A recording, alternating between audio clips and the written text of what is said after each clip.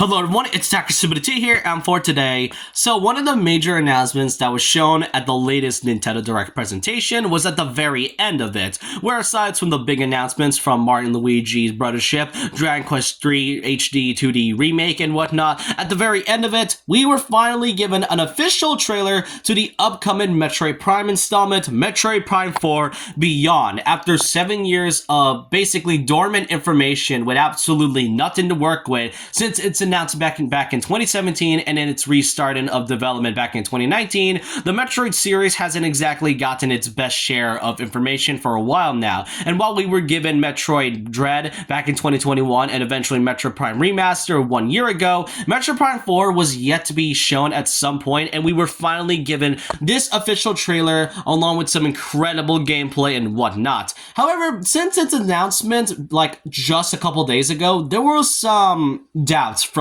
not just Metroid fans, but also Nintendo fans, because people were thinking that Metroid Prime 4 may not run well on the Nintendo Switch, and thinking that how can it exactly run on it? And some major critics think that Metroid Prime 4 is likely running on the Nintendo Switch 2, which first of all, it's already crazy enough that people are still assuming that this game is going to be running on the next big Nintendo console, when first of all, even in its like announcement trailer, it says it will be releasing in 2025 on the Nintendo Switch. So that's already been downright confirmed that it is coming to the Switch indeed. But if you want like a more detailed explanation as to why, you know, Metroid Prime 4 can indeed run on the Switch very well, well, you got it right here. So let me just kind of explain as to why people were doubting this. First of all, Metroid Prime 4 itself, just from this initial trailer alone, just from these screenshots, these look incredibly good. Like visually and gameplay wise, it looks so good. It feels like you're watching a whole Metroid movie, and that should not be the case whatsoever. And when it comes to Metroid itself, it's always been visually this good, even back in the GameCube days. But when it comes to 4 itself, you can tell that it really feels like it's like a different game. It really looks like you're watching a whole movie. But that's what set people off, because people would kind of joke that, you know, the Switch will explode just by putting in Metroid Prime 4 itself. But some actually think that the game may not run very well on the Switch, and that's because of a few games that, you know, despite it being on a modern console, really feels like it should be on the Switch. Notably, Pokemon Scarlet and Violet and Mortal Kombat 1, which, I mean, Mortal Kombat 1, it makes sense. It's still unbelievable that a PlayStation 5 game managed to be on the Switch, and yet it looks very terrible when it comes to its gameplay and visually. Yes, its updates kind of make it a little better, but it doesn't really mean that it runs very well. And then the most notable victim being Pokemon Scarlet and Violet, because despite it being a modern Pokemon game, one of the major issues that came out since the game's first launch was that the game tends to crash very terribly. It had a really bad, you know, frame rate. Some games crash every now and then, and more notably, there are moments where it could likely delete your save data and corrupt it, meaning that most of your data in this game, notably, will all be gone just because of the game not able to run very well. And keep in mind, this is a modern Pokemon game in which Pokemon is already known as one of the most divisive series out there when it comes to this game's quality. So these are like one of the more notable victims of games. And then we also got the cloud versions, but that's mostly because obviously PlayStation games can't exactly run games very well. Well, maybe except for Mortal Kombat 1 for some reason. Maybe 11 is notable.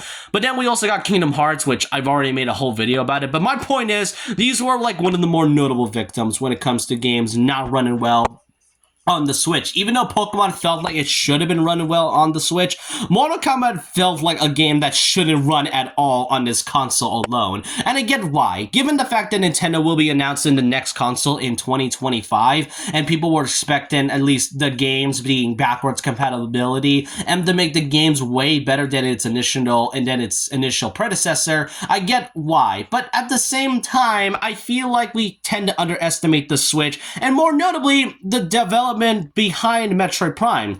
first of all, this is Retro Studios we're talking about, which even back then, they were the ones behind the same Metroid Prime game back in the GameCube in the year of 2002, along with the Donkey Kong Returns franchise, notably Donkey Kong Country Returns and Donkey Kong Country Tropical Freeze. And also, if you look at this subtle gameplay alone in Metroid Prime in the GameCube, this still looks good. I mean, yeah, it looks really weird nowadays, but at the time, it was ahead of its time, really. And notably, Metroid Prime Remaster, which just released last year, it looks incredible, especially when you look at the game. I played this game last year, and it was really fun, and especially how it felt like a remaster of the original GameCube variation. And yeah, while you look at Retro Studios' track record, they may have not made that much games throughout the years, but they tend to make some good quality games while also making the game engaging and fun at the same time.